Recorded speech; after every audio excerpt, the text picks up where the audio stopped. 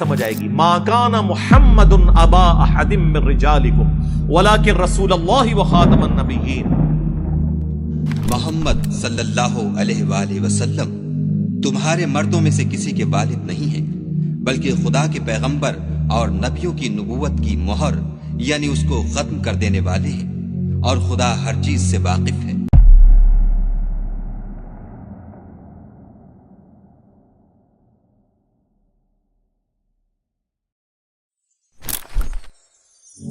یہ جو میں نے بات کی ہے اس کی دلیل میں قرآن و سنت بھی پیش کروں گا. ایک تو میں نے آیت پڑھ دی سورہ ال عمران کی. آگے چلیں، صحیح بخاری میں حدیث ہے عبداللہ ابن ابی اوفا جو آخر میں فوت ہونے والے صحابہ میں سے 86 ہجری میں فوت ہوئے، رسول اللہ کی وفات کے بعد 75 ایئرز تک زندہ رہے. ان سے کسی نے پوچھا کہ آپ نے نبی صلی اللہ علیہ وآلہ وسلم کے بیٹے ابراہیم کی زیارت کی ہوئی ہے جو بچپن میں فوت ہو گئے تھے؟ ابراہیم بن محمد علیہ السلام. تو ان کی قبر مبارک بقیع غرقد قبرستان میں ہے، میری کئی دفعہ حاضری بھی ہوئی ہے. تو عبداللہ ابن ابی اوفا نے کہا کہ ہاں میں نے انہیں دیکھا ہے، وہ بچپن میں فوت ہو گئے تھے. اگر وہ جوانی کی عمر کو پہنچتے تو وہ بھی پیغمبر بنتے. بس اتنا حصہ لیا ہوا ہے قادیانیوں نے کہ جی دیکھ لیں، اس سے ثابت ہوا کہ امتی نبی کا سلسلہ جاری ہے. وہ آگے بھی پڑھو، عبداللہ ابن ابی اوفا کہتے ہیں کہ چونکہ رسول اللہ پر نبوت ختم ہو چکی ہے لہذا آپ کے بیٹے جوانی کی عمر تک پہنچے ہی نہیں ہیں.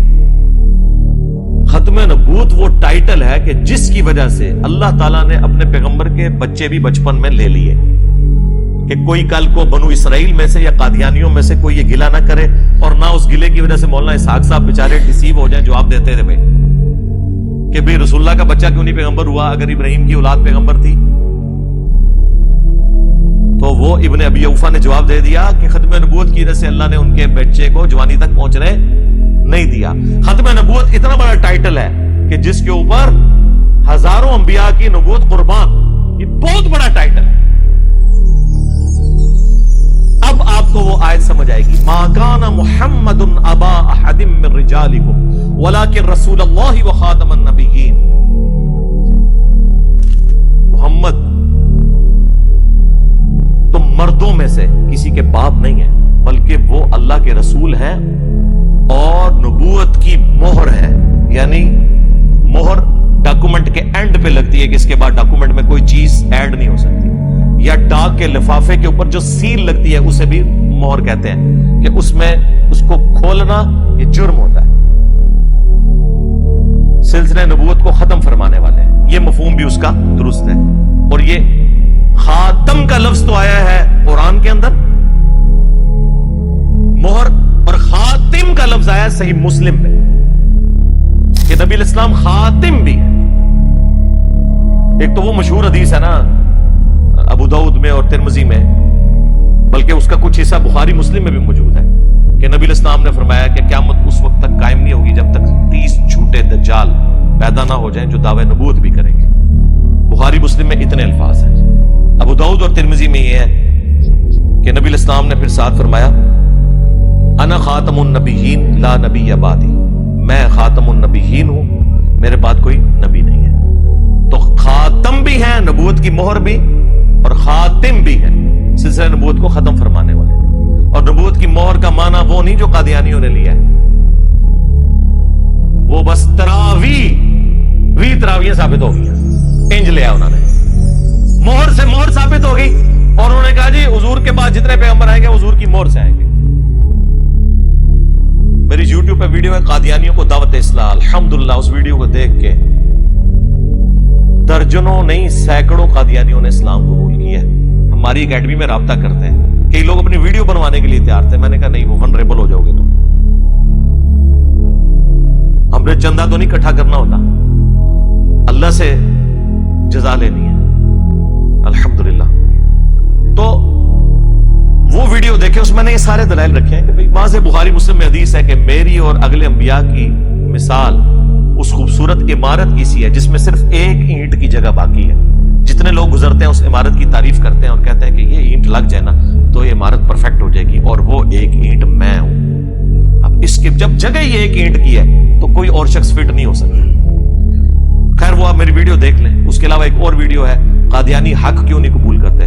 سرکار تہاڈی وجہ نال نہیں کرتے جدوں تہاڈی کتاباں وچ چشتی رسول اللہ اور اشرف علی تھانوی رسول اللہ لکھا ہوئے گا تو آپ جا کے ختم نبوت کا دفاع کیا خاک کریں گے؟ آپ تو خود آپ اور آپ کے بزرگان دین انورٹڈ کاما میں اس امام کے اندر ننگے ہیں. تو الحمدللہ بالکل واضح دلائل ہے ختم نبوت کے حوالے سے. ابن ابی اوفا نے بتا دیا کہ ختم نبوت کا وہ ٹائٹل ہے جس کی برکت کی وجہ سے نبی علیہ السلام کی اولاد جوانی تک نہیں پہنچی اور نہ آپ کی اولاد میں نبوت ٹرانسفر ہوگی. تو بالکل یہ تو ٹائٹل ہو گیا. اس سے سپورٹیو حدیث ہے, بخاری اور مسلم دونوں میں موجود ہے. نبی صلی اللہ علیہ وآلہ وسلم نے فرمایا اللہ تعالیٰ نے مجھے 5 ایسی خصوصیات دی ہیں جو مجھ سے پہلے کسی پیغمبر کو نہیں دی. نمبر 1, پوری زمین میرے لیے سجدہ گاہ بنا دی گئی. میرے امتی جہاں چاہے نماز ادا کر سکتے ہیں. پہلے صرف مسجد میں نماز ہوتی تھی لیکن نبی علیہ السلام کے لیے پوری زمین سجدہ گاہ.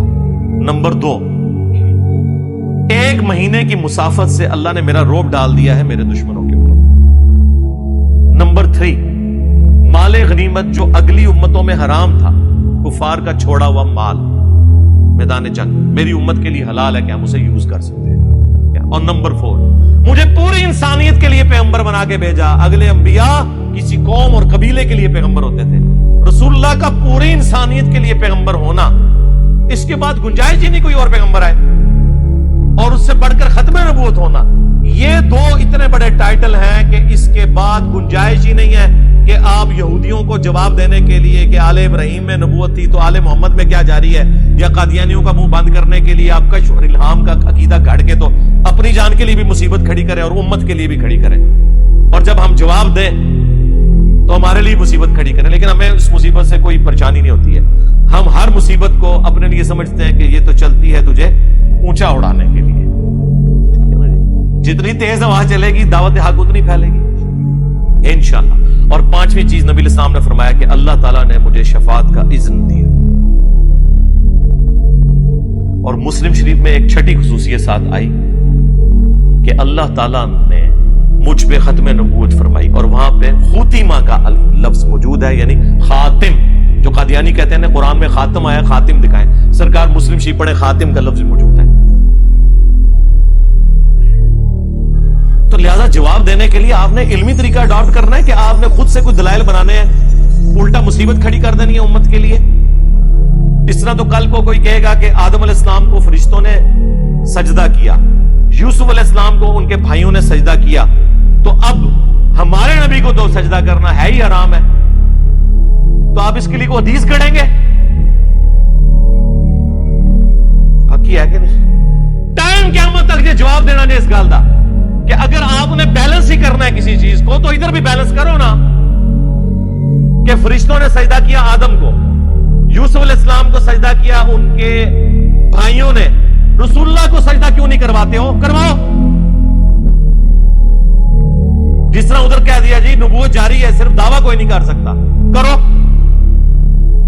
تو ہم آپ کو پھر حدیث پیش کریں گے ابو داؤد سے, ابن ماجہ سے, کہ نبی علیہ السلام کو ایک صحابی نے سجدہ کیا. آپ نے فرمایا سر اٹھا کیا کر رہے ہیں؟ انہوں نے کہا میں ہیرا نامی شہر کے پاس سے گزرا, لوگ اپنے سردار کو سجدہ کرتے تھے, تو آپ تو اللہ کے رسول ہیں عز و جل صلی اللہ علیہ وسلم. یہ وہی کام ہے جو مولانا اسحاق صاحب نے کیا